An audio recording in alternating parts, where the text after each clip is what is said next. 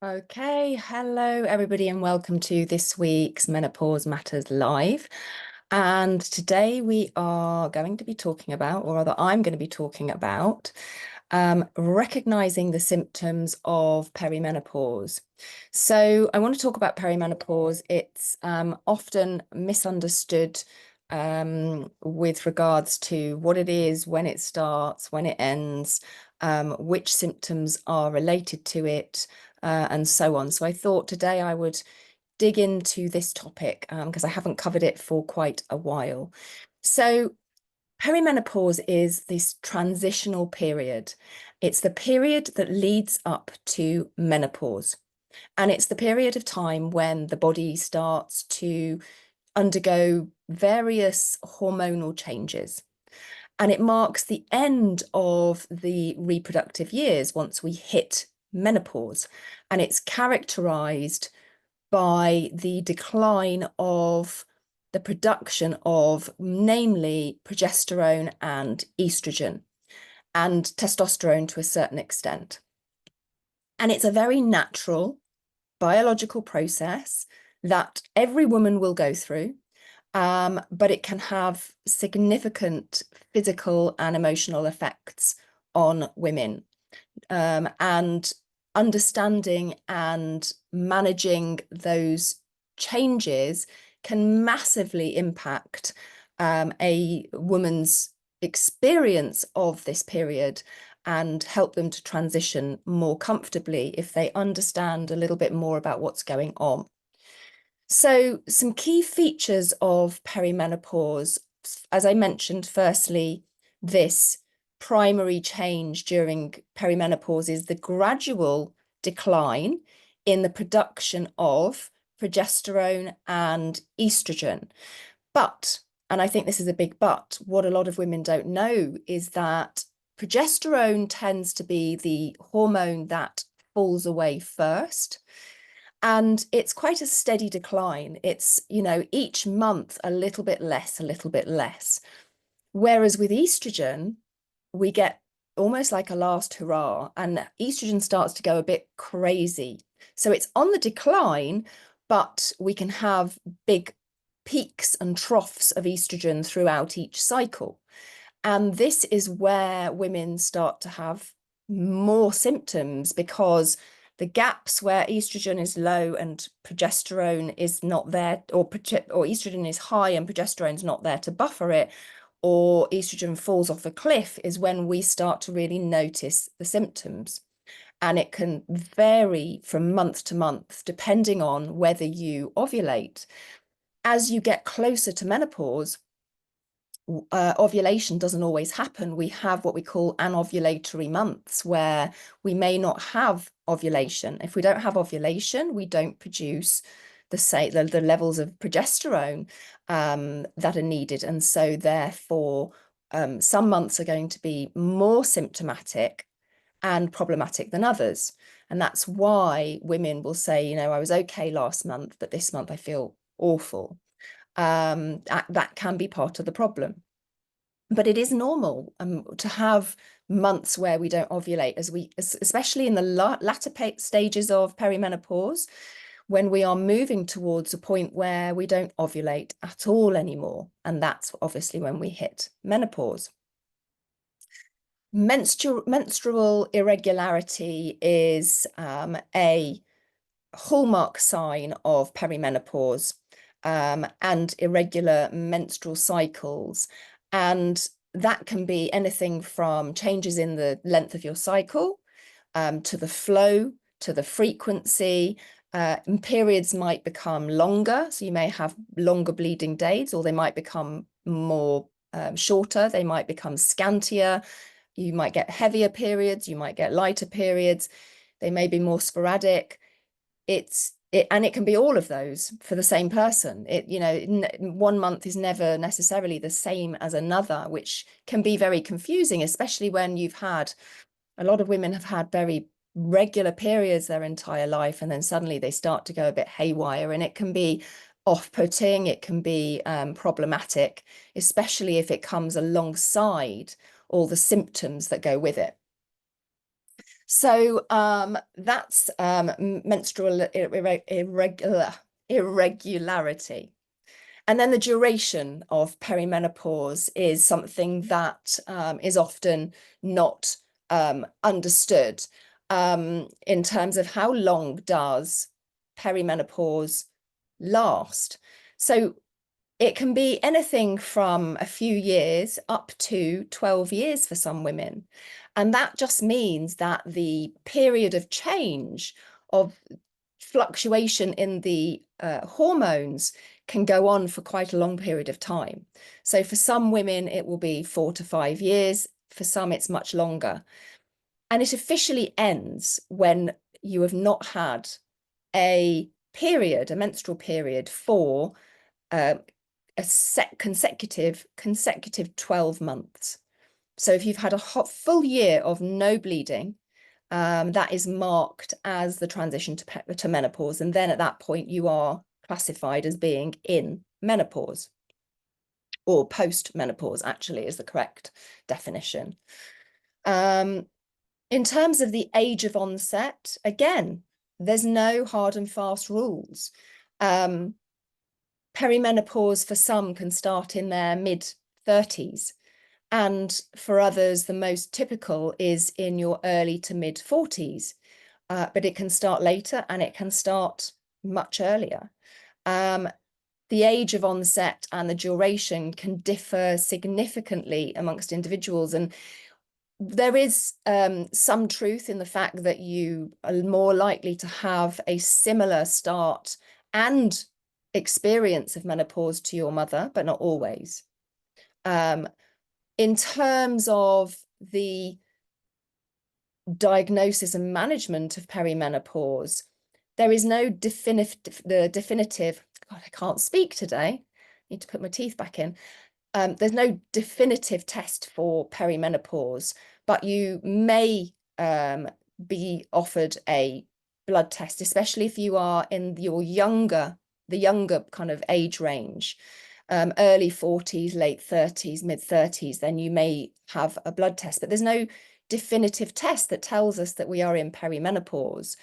And it's usually determined by symptoms. If you have enough of the symptoms, then the chances are you are in perimenopause. But does that really matter? I don't think it really matters, because what we really want to be doing is, well, I guess it matters in terms of women want to know if things are starting to change. But in terms of the approach, my view is that we want to be looking at the foundations of menopause health, no matter what. And when we look at it from the foundations rather than trying to treat symptoms, we get much better outcome, which I will come on to. But in terms of getting a diagnosis, I hear from a lot of women who say they've been to their GP, they're in their early 40s, they feel like the symptoms are very likely perimenopause, but their GP laughs it off, or, there's a bit of gaslighting that can go on. And I think if that's the case, you either need to see another GP if you are concerned, or, accept that you perhaps are in perimenopause. Your approach to your health shouldn't be very different anyway. So symptoms, let's talk about the symptoms, because they're vast. I think the Menopause Society now, the British Menopause Society, says that there are 34, I don't know if it's changed recently, but 34 recognized symptoms of perimenopause. And there are some that say that there's many, many more than that. I don't know whether putting a number on it is helpful or not, but all we know is that there are a lot of symptoms that can be related to the change of our hormones, the shifting of our hormones. And they are, there's some that are much more common than others. So things like irregular periods, very common. So often that's the first sign that you are heading into perimenopause. That was the first sign I got. I got headaches, and my period had always been bang on 28 days, and suddenly it was sometimes 24 and sometimes 30. And that was the first sign that I got. that I was heading into perimenopause, and that I would think I was at 44 at the time, so pretty typical age. So irregularity in the periods, heavy periods is also a very common one. PMS, so the return of PMS. Sometimes women say that, you know, they haven't had PMS for years and suddenly it's come back with a vengeance. Hot flashes, of course, and night sweats. Not as common as you would think, but a good percentage of women struggle with you know, issues with regulating their temperature. Hot flashes tend to be what we talk about during the daytime. Night sweats, you know, happen much more at what happen at night. You know, it's a problem with the ability for the body to regulate your temperature. Weight gain is another very common symptom of perimenopause. But a lot of these, and I'll come on to this, a lot of these are not just related to perimenopause, but changes in our cycle, changes in our hormones, especially falling, the loss of progesterone, for example, and loss of estrogen can definitely affect our metabolism and our ability to control our blood sugar, which can lead to more difficulty losing weight. Things that worked in the past now suddenly don't work. Hair loss is another one. A lot of women complain of hair loss, dry skin, loss of libido, very common, joint pain, much more common than you would think. And then things like urinary tract issues, increased frequency of urination, increase of UTIs, so, you know, more regular UTIs than previously. As I said, headaches, which is what I struggled with. For some more obscure things like pins and needles, hot feet, tinnitus.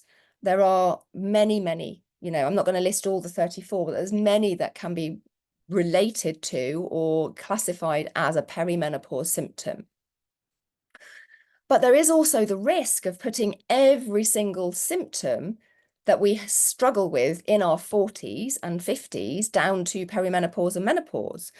And if all of these were purely down to just the loss of sex hormones, then HRT would presumably fix them all, because if it's just down to the fact that we've lost, you know, our estrogen and progesterone, then wouldn't just replacing them with HRT fix it? And unfortunately, that's not the case.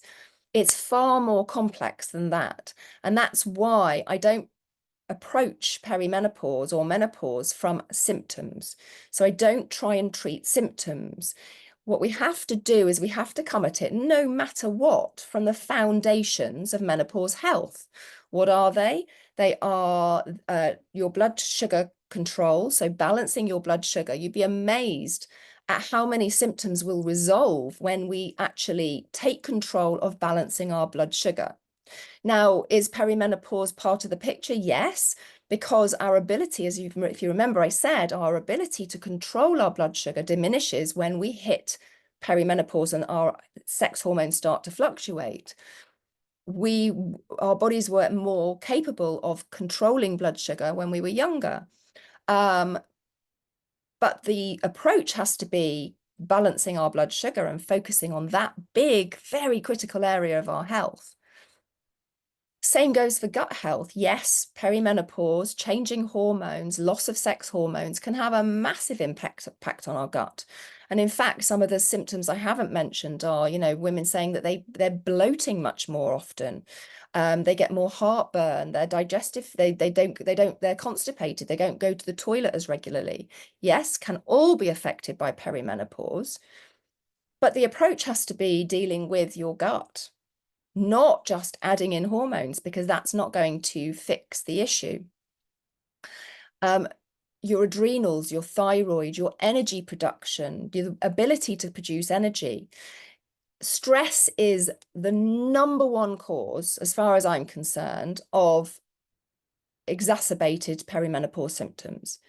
I cannot stress enough how important it is to get stress under control if you want to improve your symptoms. I see it time and time again, women coming into the perimenopause years with huge amounts of stress on their shoulders, and their body's ability to manage that stress is affected. It's almost like the imbalances are there, the stress is there, our bodies aren't balanced, and then perimenopause hits, and it's the straw that breaks the camel's back. And it's how I explain why some women sail through perimenopause where others don't. So stress has to be dealt with, and we have to make sure that our thyroid and our adrenals are functioning optimally. And then the final piece of the puzzle, which underlies the fact, if it's the foundation for all of what I've just talked about, is your minerals and your mineral balance. And it's the bit that's not focused on by hardly anybody. And it is the biggest game changer when you look at your minerals and you start to see where you're lacking and start to bring those back into balance. That's when we start to get the really big changes to our health. So we're not going after symptoms. Symptom chasing is something that I do not think is helpful in any way. It's what medications are used for, but they're not fixing the root cause. If you want to get to the root cause, you've got to go deeper. You've got to go to the foundations, and then you'll be amazed at how symptoms start to resolve. And that's really it. I think that in terms of understanding whether you're in perimenopause or menopause, postmenopause, but whether you're in perimenopause or whether your symptoms are perimenopausal or not, is kind of missing the point. The point is that if you are struggling with a lot of symptoms, your body's out of balance. Something's not happy in your body. A healthy body is not full of symptoms. And when women start to focus on that rather than chasing symptoms, that's when the symptoms start to resolve and we start to feel better across the board. I hope that was helpful. If you've got any questions, please do post them in the comments. I'll be very happy to answer them for you. This month, I am going to be talking more about symptoms outside of what I normally talk about. So I, as you know, focus on menopause fatigue, and loss of motivation, brain fog, slowing down body, slowing down metabolism. I'm going to talk about some of the other symptoms this month as well. So what I'd love is if you were to share with me which symptoms you would like me to focus on, because that will help me to choose, because obviously there's a lot. So, is it joint pain? Is it hot flashes and night sweats? Is it the weight gain? Is it, something completely different? What is it that you would like me to focus on this month? And I will do my best to talk about some of those other symptoms that come up during perimenopause and the way that I approach them and the way I help my clients to overcome them. All right, have a great rest of week and I will see you soon. Take care. Bye for now.